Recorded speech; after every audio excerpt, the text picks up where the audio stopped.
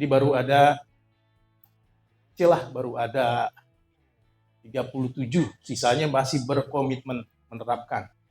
Jadi belum seragam. Nah, ini yang menarik di sini ada GloBE rules. GloBE itu kan artinya ini ya, GloBE ya. GloBE rules, tarif pajaknya 15%.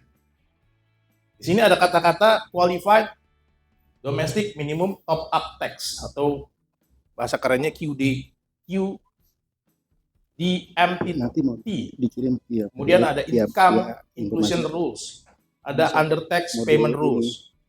Nah, QDMTT ini adalah ketika memberlakukan QDMTT, maka negara tersebut ditanggung atau tidak ditanggung oleh parent entity-nya, oleh bapaknya, ibunya di atas sana, diatur atau nggak diatur di negara induknya, kita bisa tarik.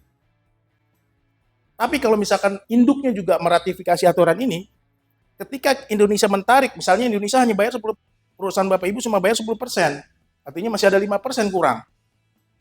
Itu bisa dikompensasi ke pajak di Jepang atau di Korea atau dimanapun, sehingga di sana bisa mengkompensat tax yang kelebihan kurang potong di Indonesia jadi tax insentif di holdingnya.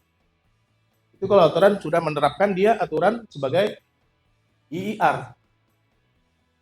Ada juga aturan under tax payment rules.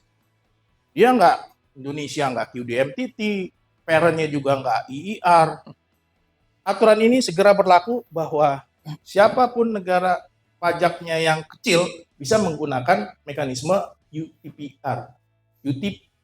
UTPR, under tax payment rule.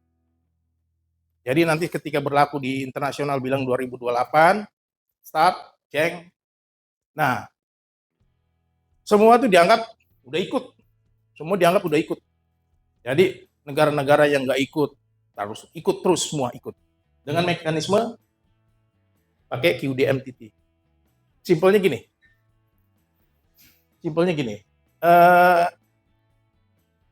Indonesia setelah dihitung pajaknya efektif tax rate-nya, kan kita pajak kita 22% kan ya, Pak ya? 22%. Ternyata dihitung kita cuma bayar 10% dari profitnya.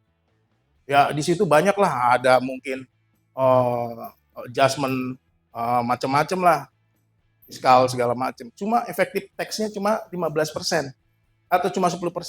Berarti Indonesia masih ada hak 5%. Bukan terhadap 22%, tapi terhadap 5%, terhadap 15%. Kalau seandainya parent entity-nya atau yang di ujungnya itu menerapkan aturan sama-sama sudah menerapkan, maka kelebihan pajak, kekurangan pajak di 5% di sini, itu bisa diuruslah di negara asalnya atau negara yang mengkonsolidasi laporan keuangan itu sebagai tax benefit di sana. Jadi begitu mereka udah bayar over, ya mereka bisa mengkompensate 5%-nya. Tapi seandainya negara induknya tidak menerapkan aturan ini, maka perusahaan lokal di sini yang menjadi korban. Karena dia tadi udah bayar 10%, dia disuruh bayar 5% tambahannya menjadi biaya dari perusahaan yang ada di lokal. Kontribusinya direct kepada perusahaan lokal untuk bayar ke negara Republik Indonesia. Nah ini plus minus. Kenapa negara-negara itu nggak mau lah saya IR lah, belum jelas juga. Tapi Indonesia sudah berani bersama 37 negara tadi itu mendeklar saya sudah menerapkan ini.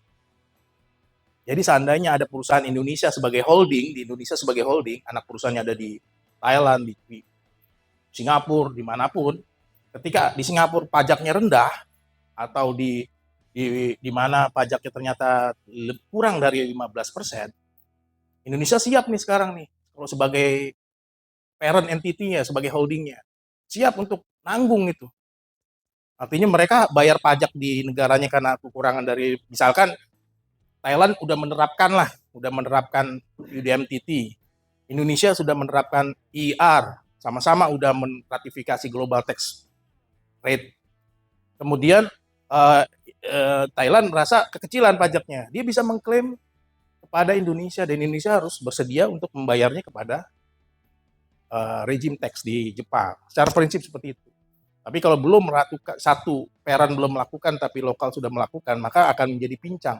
Secara konsolidasi nanti tax cost-nya akan bertambah, akan tidak lebih efektif.